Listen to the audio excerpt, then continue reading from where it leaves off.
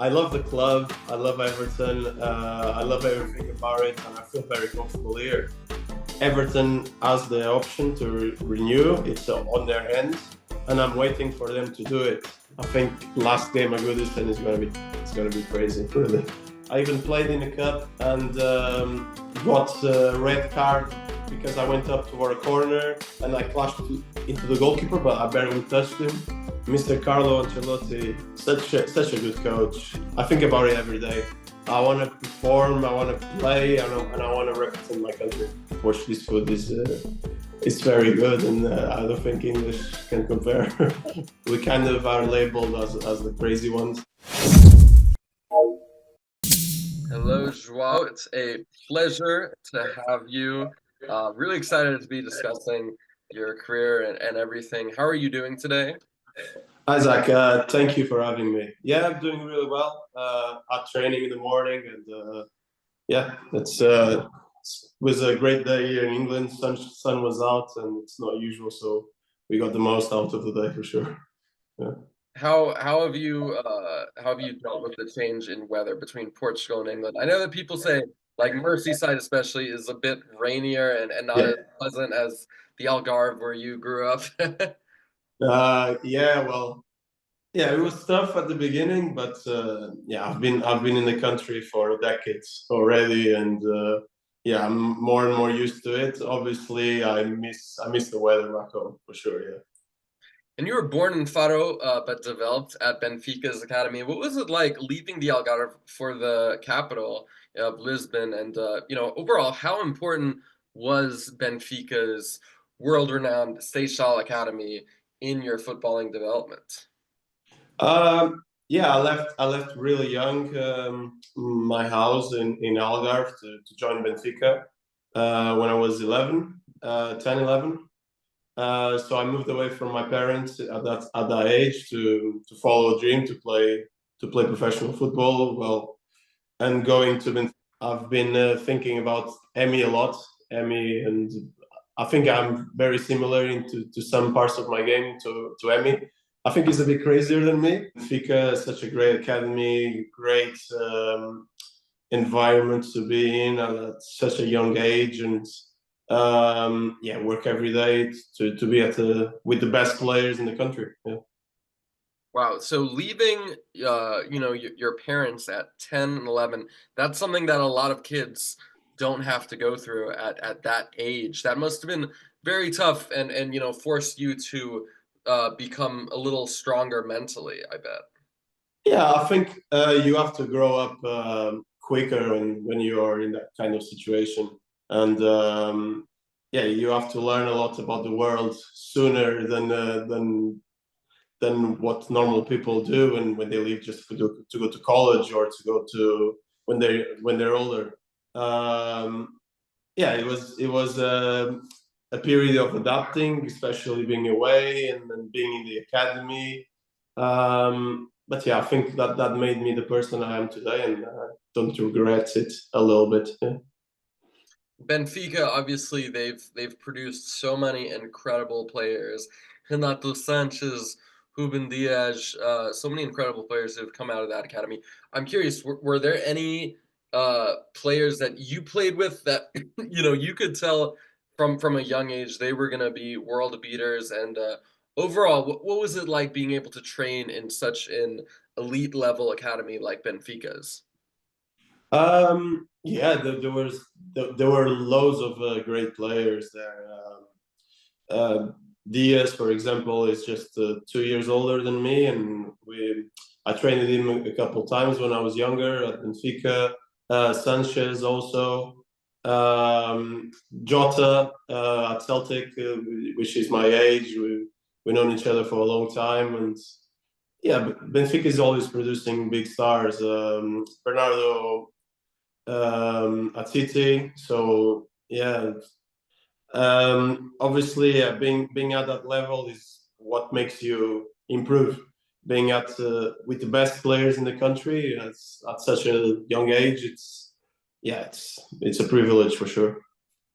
I'm curious, did you always know that you wanted to be a goalkeeper? And also, were there any players that you idolized growing up? Yeah, I idolized a few players, especially Cristiano being Portuguese. But when I first started playing football, I wasn't sure what position I was at. I was just playing outfield. I was running around the ball. But when I was 8 years old, I decided to go to goal because that was something I was good at. I was someone that I was a bit taller than my other teammates and my colleagues in school. So I decided to sign up as a goalkeeper in the local club, Ferreiras. And I was there for two years, and Benfica spotted me straight away, and I started to go from there. And once I became a goalkeeper, yeah, I started watching a lot of Premier League goalkeepers like Petr Čech, and yeah, Petr Čech was my idol. Yeah. You know, I've interviewed a lot of goalkeepers, and I always ask them like, do you think that you have to have a different kind of mentality to be a goalkeeper? Do you think you have to be a little crazy in a way to perhaps react differently? Yeah. What do you think about that? Yeah, we get asked a lot about this question, and we kind of are labeled as the crazy ones. Well, I'm not sure. Well, yeah, I've been called out many times, and I feel like you need to have some sort of different thing going on in your brain just to put in to get in front of a shot from 2 yards out and don't be afraid of it. So yeah, it's I think it comes with a job. Maybe a few balls that hit your head when you were young, and now you keep on doing it. So. And one thing that is particularly different as a goalkeeper is, there'll often be times where one goalkeeper on one side of the pitch will be facing, 10, 15 shots. The other goalkeeper will have nothing to do. That the goalkeeper who's facing all those shots is getting all the praise, and they're also, staying focused. That other goalkeeper on the other side, they might be a little in terms of losing focus, they might be a little not as concentrated. How tough is that to stay focused when you're not really dealing with that much in the way of stopping attacks? Yeah, goalkeepers need to be focused the full game. I personally, I think I can do that. I deal with that fine. I work on concentration also outside of football. Like I do yoga, meditation, and that visualization that also helps in that regard. But yeah, obviously, it's tough. It drains you after a game. A lot of people think, oh, the goalkeeper is just standing there, not doing anything. But that's not true. I feel very tired after games just because being mentally focused throughout the 90 minutes and plus the other time and being there, shouting at my teammates to be in the right position and yeah, especially with a stadium full of people, it's hard. It's hard. Yeah, definitely. I wanted to go back to something you were saying about yoga and meditation. I haven't talked to that many players who do yoga and mental visualization stuff. It's clear that you're doing stuff that'll impact not just your physical health but also your mental health. Can you talk to me a little bit about how important those mental exercises and yoga has been for you, not just mentally but physically as well? Yeah, yoga. Yeah, I've been doing yoga for the past 6 years or so. I think if it has helped me both physically and mentally. Physically because well, you're stretching, you're doing all sorts of positions with your body, which make you stronger and more flexible. Um, but yeah, the concentration part is what mostly interests me because well, most people that are involved in football, that they look at as yoga as being just for girls or for but yeah, there's a lot to it, and even yoga's been around for centuries in other cultures like in India and Buddhism, and it's so calming and so refreshing as well for the mind. And mental health is a big thing, especially if you're a goalkeeper. You need to be in your space, in your zone, and that definitely helps. I couldn't agree more, and I do think that a lot more players should follow your lead in that. In 2015, you left Portugal for England and joined Arsenal's academy. How tough was it to leave your homeland for London? Did you ever get homesick? Were there any things that were a bit tough to adjust to from going from Portugal to England? Yeah, definitely the language being the most difficult one. I was taught in school English. In Portugal, we always learn English, but it's never the same as coming in and having to speak with native people.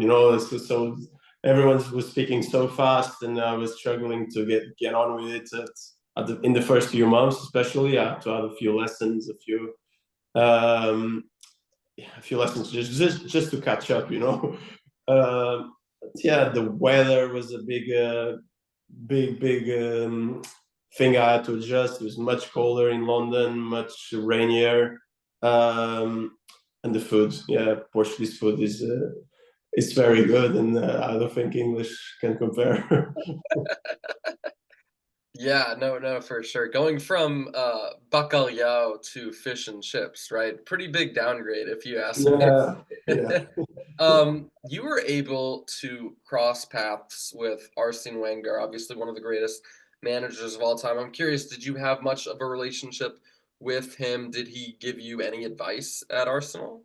Well, I worked with him a few times when obviously I was in the academy, and I was training with the first team once a week, twice a week. It depended on the times, but yeah, he was always great with young footballers that come in.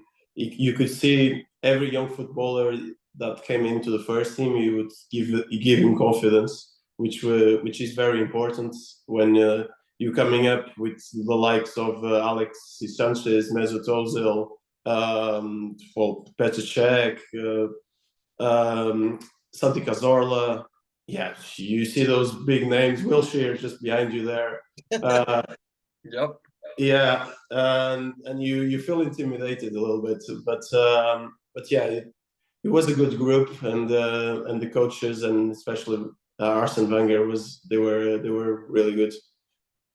Yeah, for sure. And obviously, you were able to bump shoulders with some incredible goalkeepers. Arguably, what many would call the best goalkeeper in the world right now, in Emiliano Martinez, but also your childhood idol in Petr Čech. How important was it to be able to learn and absorb information from these Yeah. icons? Did they ever give you any valuable advice?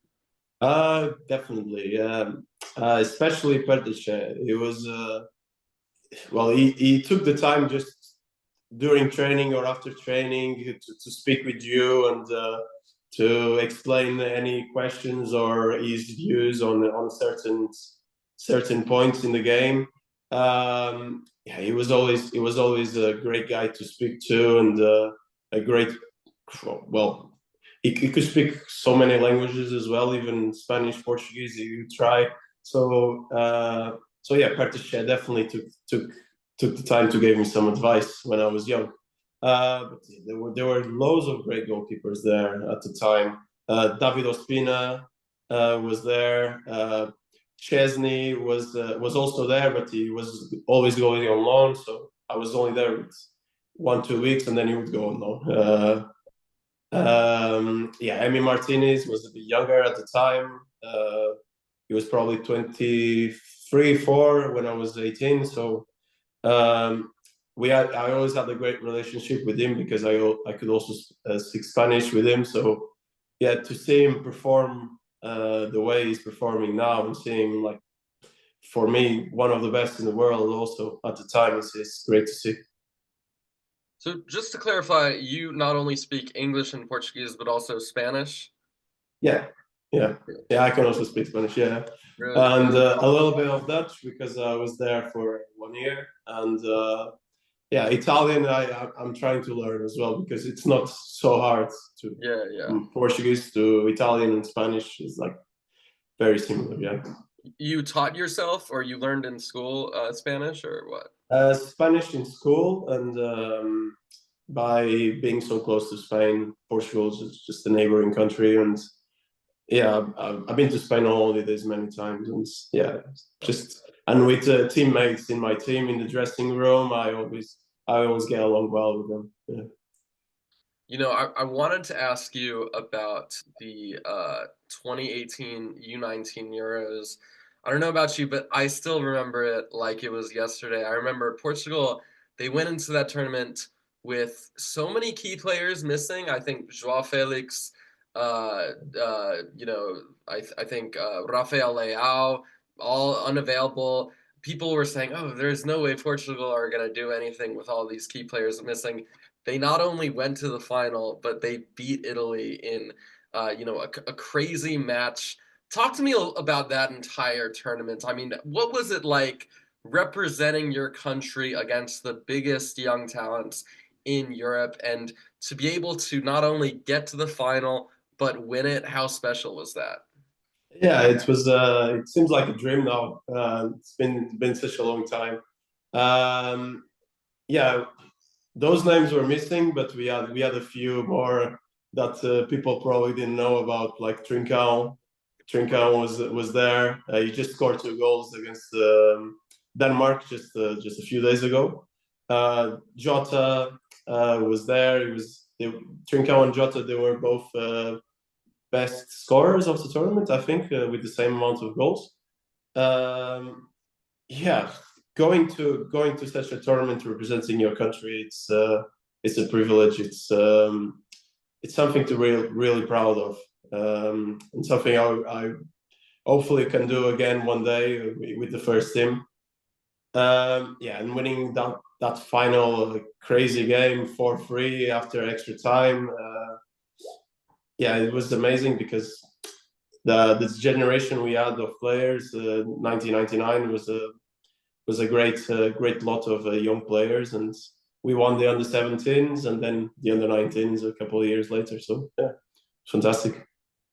For sure, yeah. And you know, I'm curious, is that would you consider that the peak of your footballing career so far? Obviously, you're still very young, but if you had to pick one moment that you would love to relive, would that be it?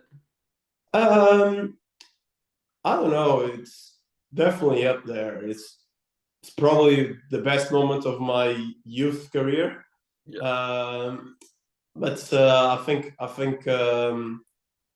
like playing in the Premier League, debut in the Champions League probably are the pick. Yeah.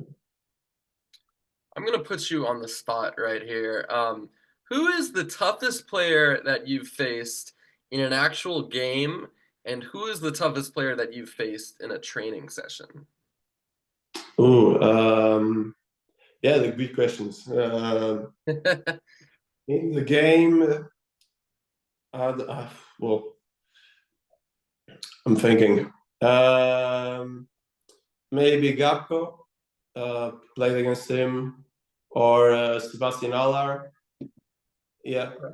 Um, yeah, in the oh no, sorry, City. Yeah, I was forgetting about it. Yeah, De Bruyne. Yeah, De Bruyne the best.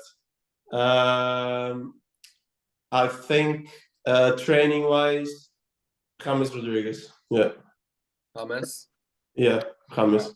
very impressive. Some big names there for sure.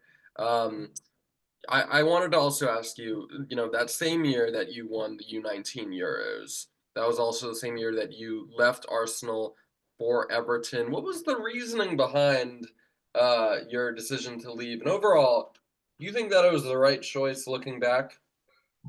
Um, Yeah, definitely the right choice. I will, I was at the big club, Arsenal, and I could have continued my development there.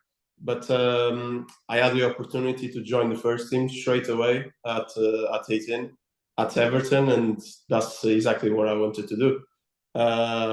Being around the first team every day, in their dressing room, and being having that experience in the Premier League at 18 was a step forward, and I don't regret it. Yeah, I think it was the right choice.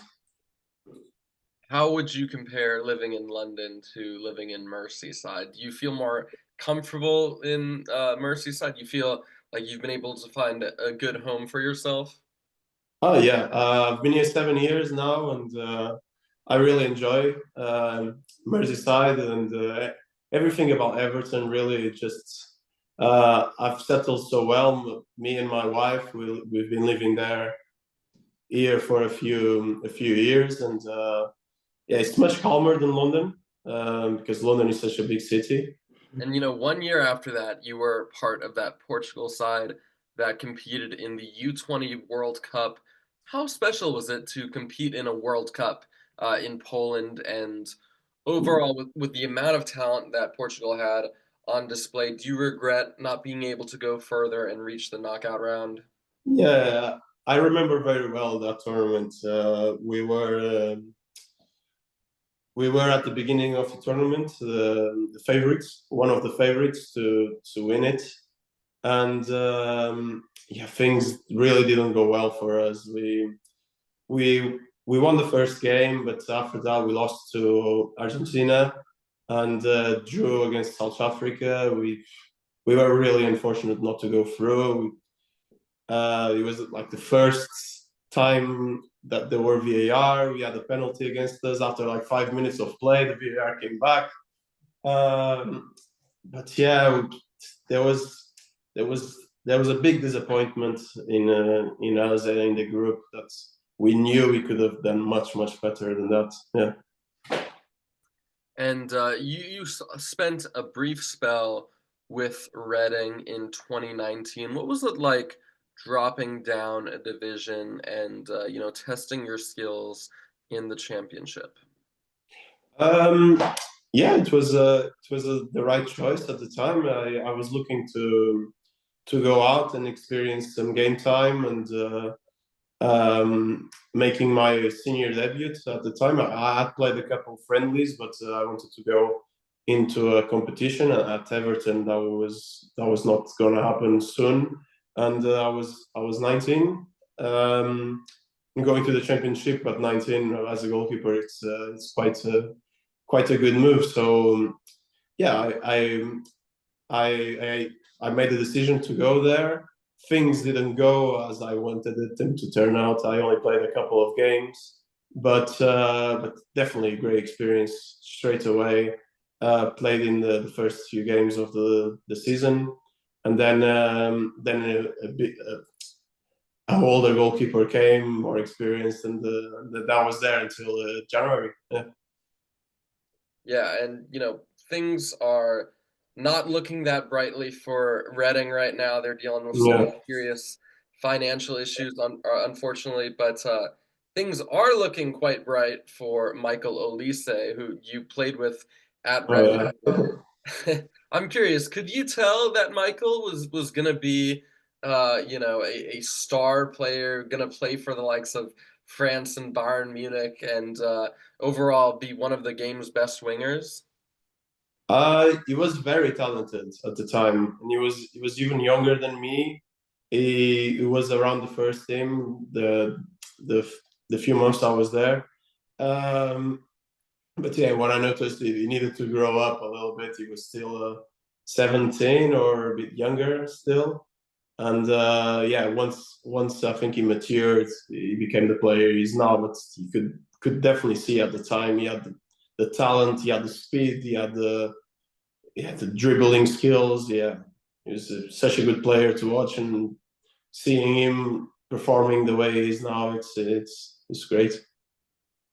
How would you describe yourself as a player? What would you say your main attributes are as a goalkeeper? And are there any goalkeepers that you would compare yourself to? Um, yeah, I think my biggest strength is my reflexes, my shot stopping abilities. I lately I've been thinking about Emmy a lot. Emmy, and I think I'm very similar into to some parts of my game to Emmy. I think he's a bit crazier than me. More relaxed, more calm. He has better Uh, dance moves than you. yeah, he dances better than me for sure. uh, but yeah, I think there's a lot of goalkeepers to compare myself to, and yeah, I think especially with the players, with the goalkeepers I've worked with, I picked up a little bit of each individual. Yeah. 100%. And on the other side of the coin, are there any specific things that you would like to improve with your game? I don't know, maybe distribution or coming off your line and claiming crosses. Any particular things that you really want to improve? I think I think mostly what I need to improve is having more and more games, and with that, I will definitely feel more relaxed with myself, and that's the main thing I want now. It's just to be able to express myself every week.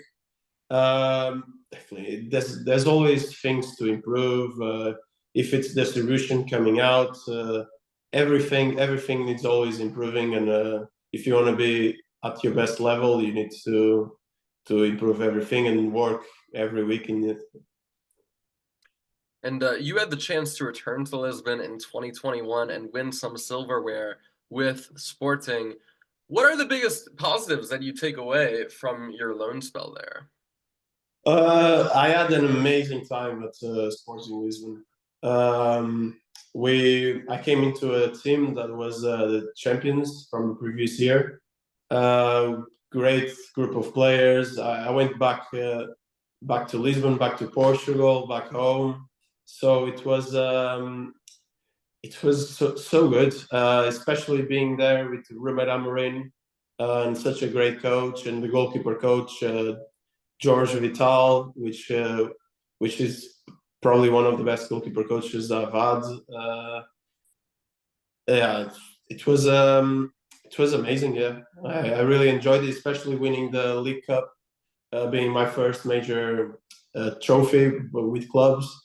Yeah, it was nice. Yeah, definitely. And what was it like working alongside Rúben Amorim? How different was he from your other coaches? And did he help you see football in a different manner?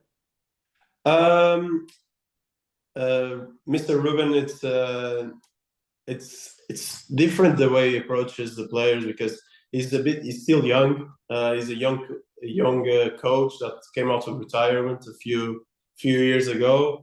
So I think he managed really well the group at Sporting.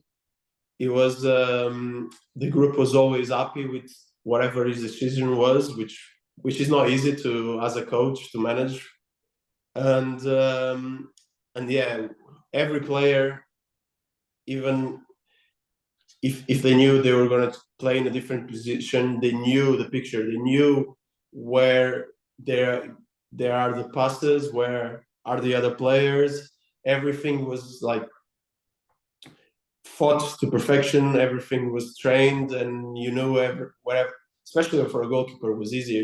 You passed me the ball, I knew all the time where my defender is, where my midfielder is, where my striker is, and you just have like two, three decisions to make.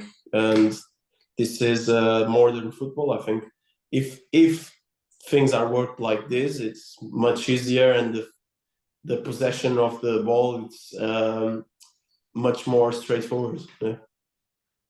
And it's been a mixed start for him at United, but I'm curious, are you confident that he's going to be a success at Manchester United? Yeah, obviously it's not easy to adapt to the Premier League. Coming into United, it's such a big club. And bringing his own ideas and sticking to it, and having the team to work on them. it's going to take a little bit of time. It's not coming in straight off the go, coming up with results. But I think with his methods, with his with his training methods, he can produce results for sure. And hopefully we will see that in the future. You know, you got your first real taste of consistent senior football in 22-23 with Cambuur.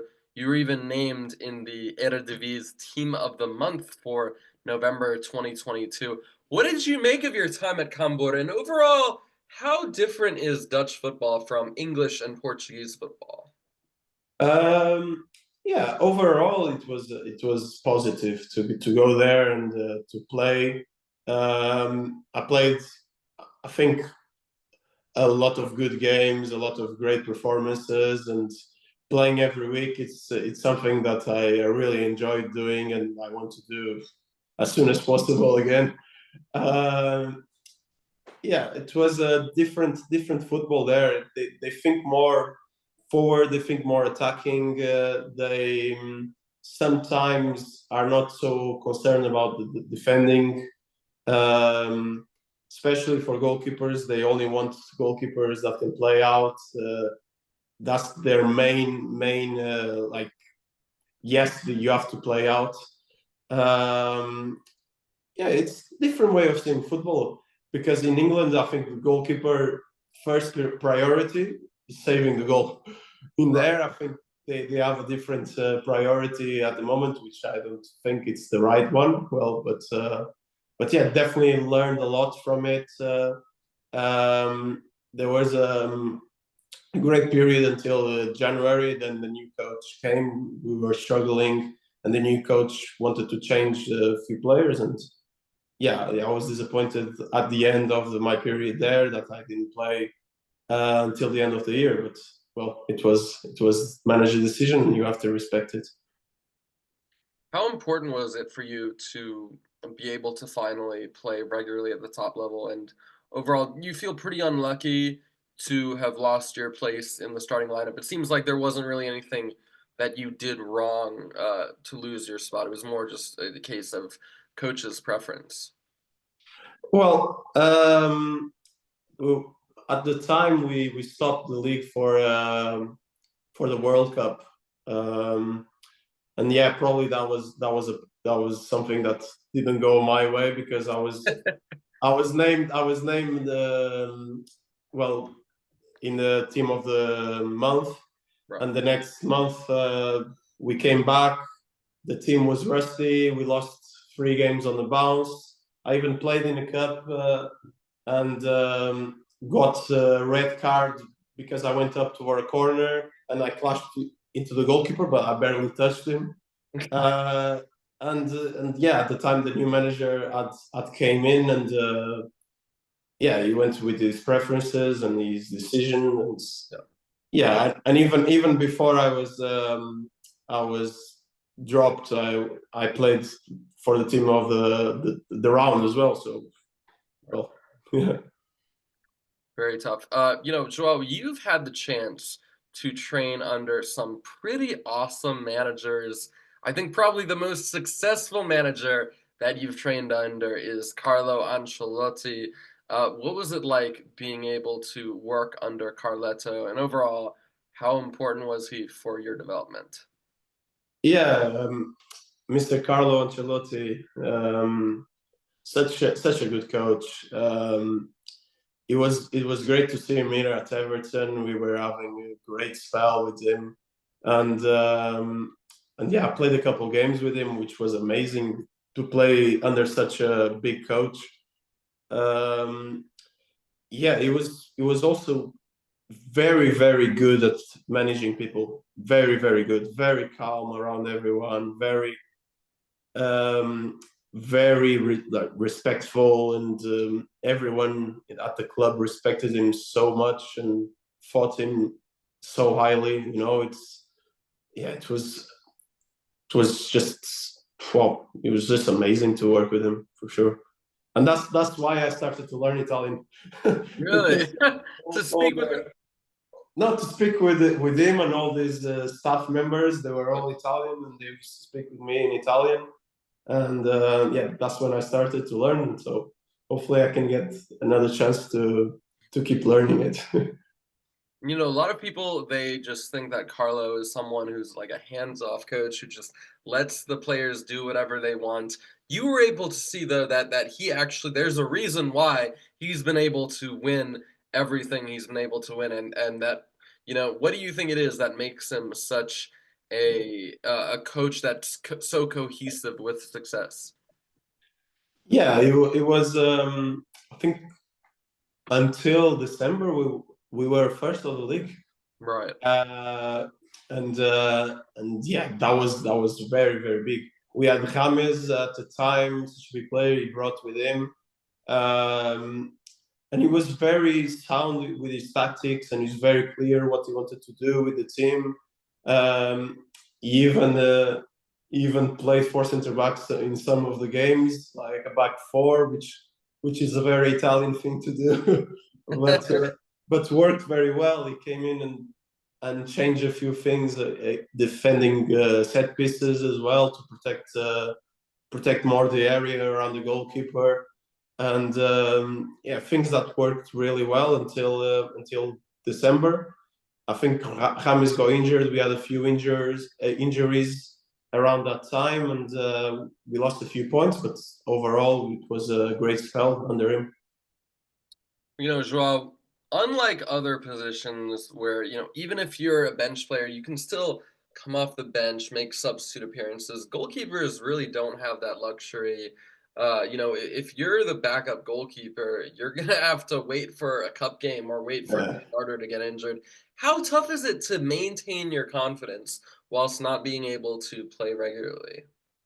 It's not easy. It's not easy.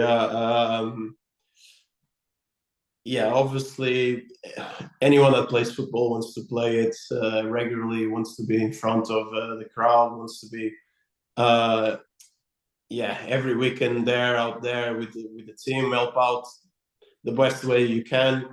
Um, yeah, but I feel like I can stay focused. I've been working on a lot in training. I've been helping my team. I feel like I'm part of the team in every way I can. I want to help the strikers. I want to help the defenders as well. I want to help Jordan being at his best and being ready because at any moment the opportunity can come, and if you're not working for it, and you might not be ready when it suddenly arrives.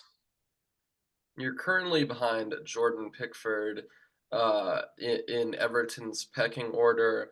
Obviously, Jordan has done very well the past years, and you know he is the starter for the English national team. What has your relationship been like with Jordan overall? Where do you rank him amongst the Premier League's best goalkeepers? Yeah, he's up there. He's one of the best in the league. He's improving that every seasons, and he's always there at the top of the Golden Glove race. So that for itself says a lot. Uh, we've been we've been struggling in the league the last few years, and he's saved the team a lot of times. And doing that and keeping so many clean sheets, it's definitely something to praise about. Yeah, he's a great guy. He works well in training.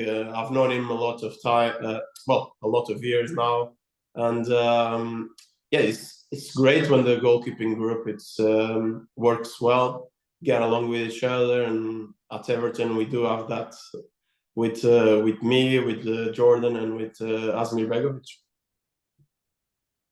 You know, this season you've been able to work alongside two different coaches in Sean Dyche and David Moyes.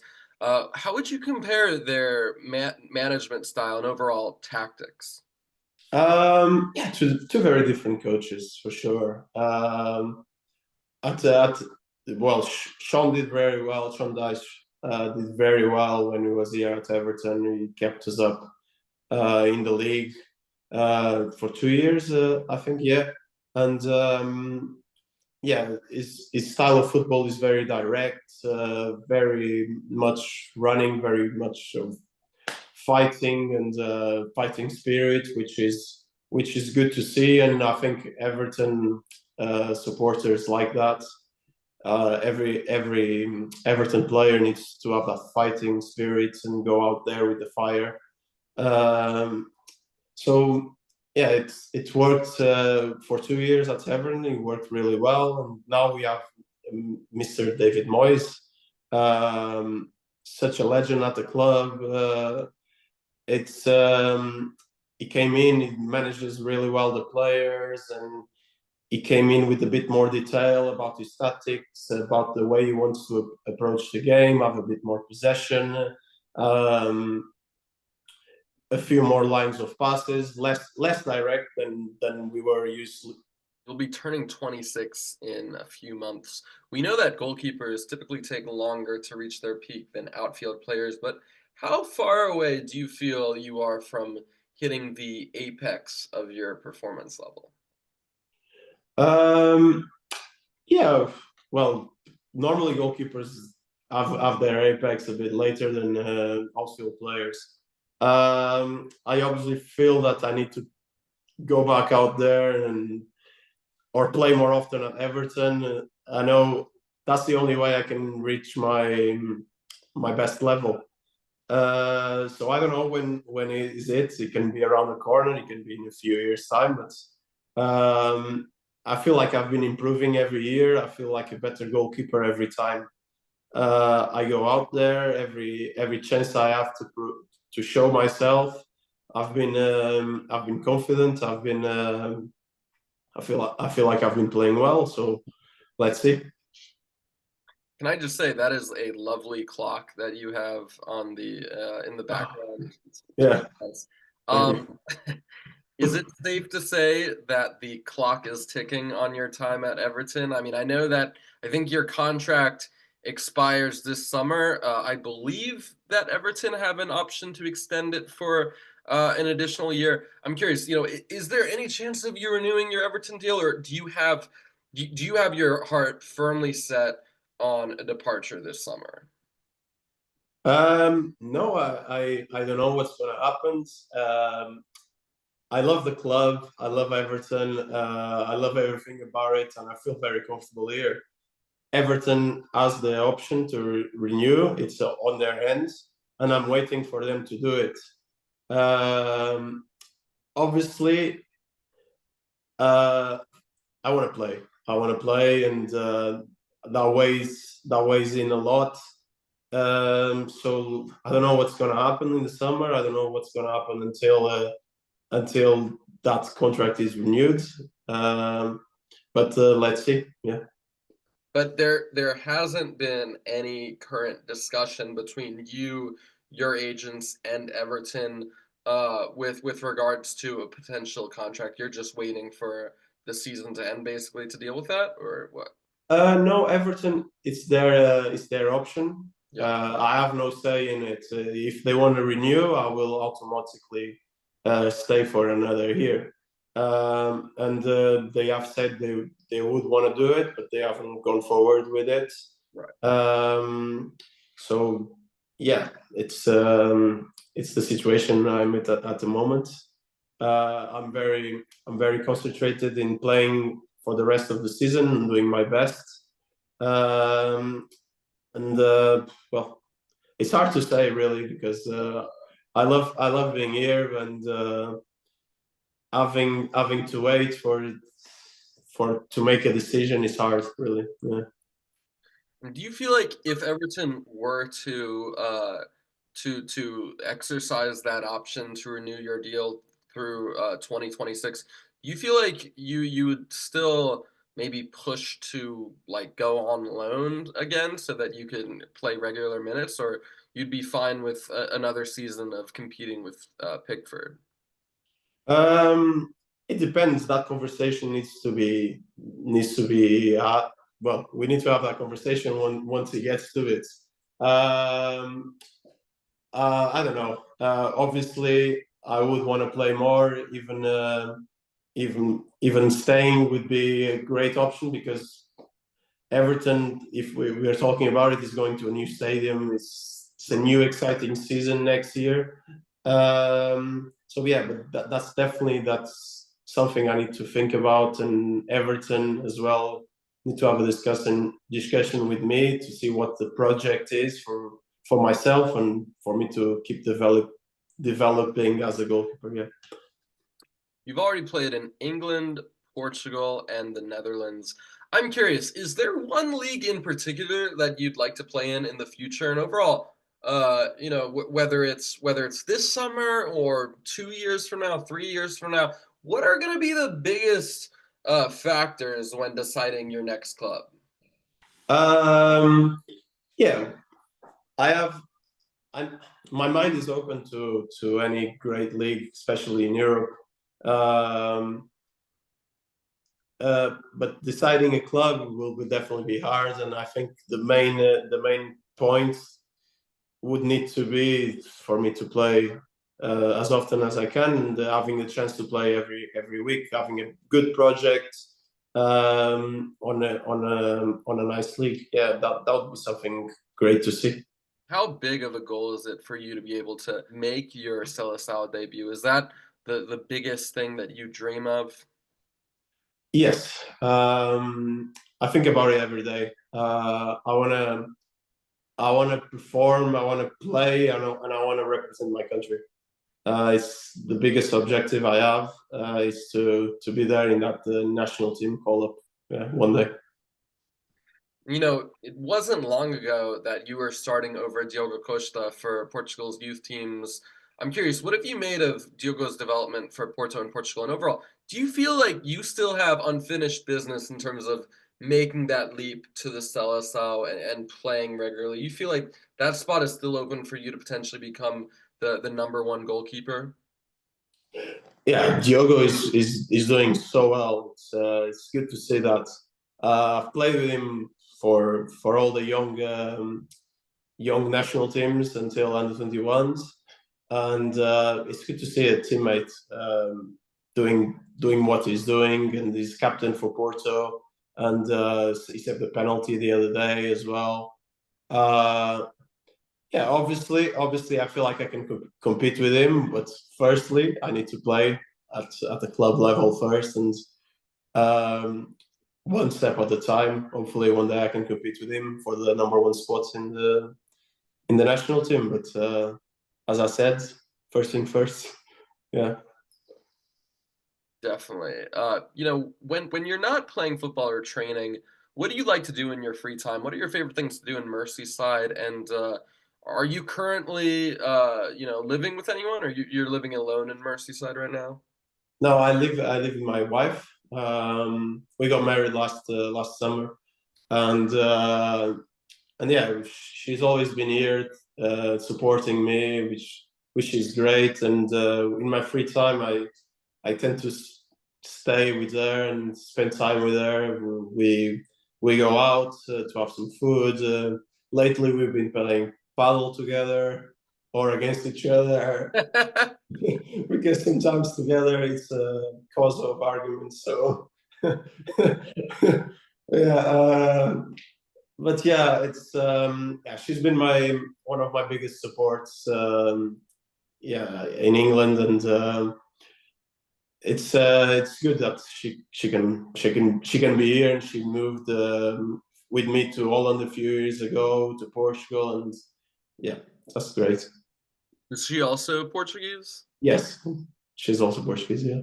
João, you've spent the last 7 years at Everton. I think you're like the third longest serving player at Everton. I'm curious, what's the biggest thing that you have learned from your time there? Um, yeah. Ooh, so that's a big question. Yeah, obviously, I feel very good in the group, being one of the more experienced players at the club, or more longest serving players at the club.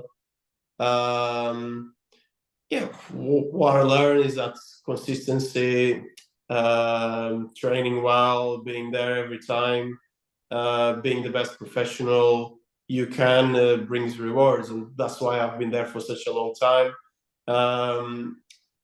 When I play, because I'm the best professional I can be, I do what I do in the pitch, and I play well, and I think that's why Everton wants me to keep staying, keep helping my teammates, and yeah, that's definitely what I've learned: consistency, showing up every day to work, being a good teammate. Yeah. Everton, you know, they've had in the past few years, they've been, you know, struggling with the threat of relegation. This season, it seems like they're finally going to have more of a tranquil season, you know, not really struggling with that threat.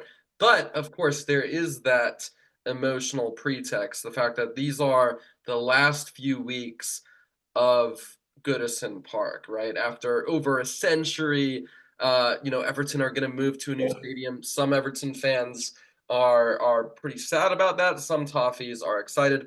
Where do you stand on the whole stadium change? It's going to be an exciting period ahead. Obviously, leaving Goodison, it's going to be hard. I really love the ground, and every time I play there, it feels magical.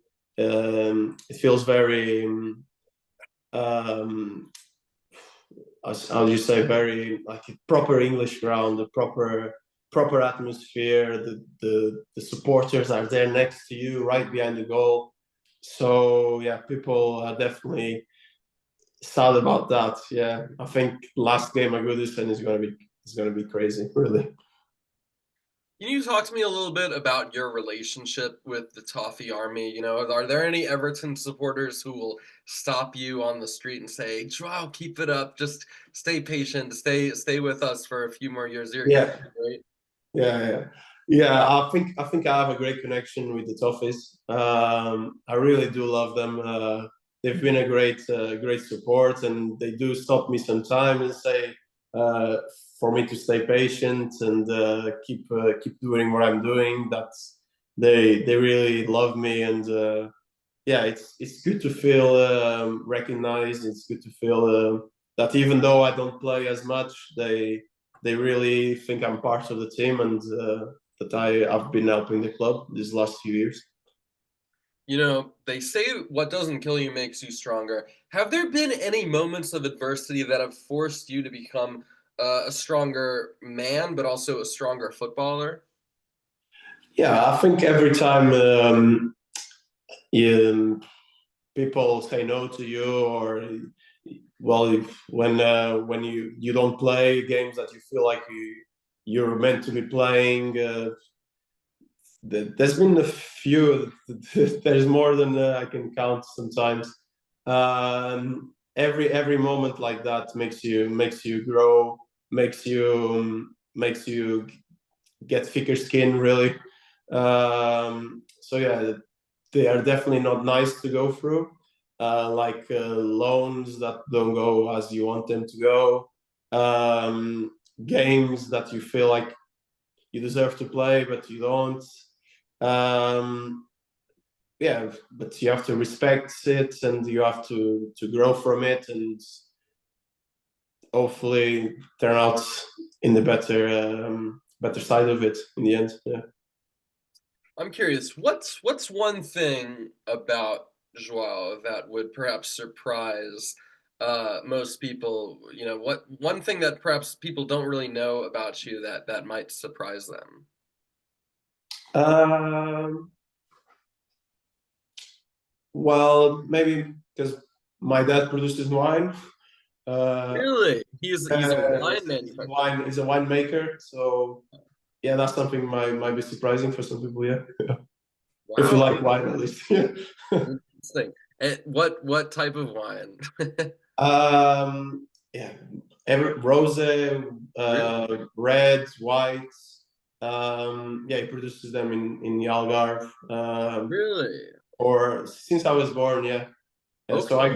I grew up understanding a bit of wine. I don't drink much because Yeah. of the sport. I play it, but yeah, it's definitely something I like to talk about, and I'm interested in. Yeah. We're about a quarter of the way into 2025. I'm curious, what are the main objectives that you have for the rest of the year?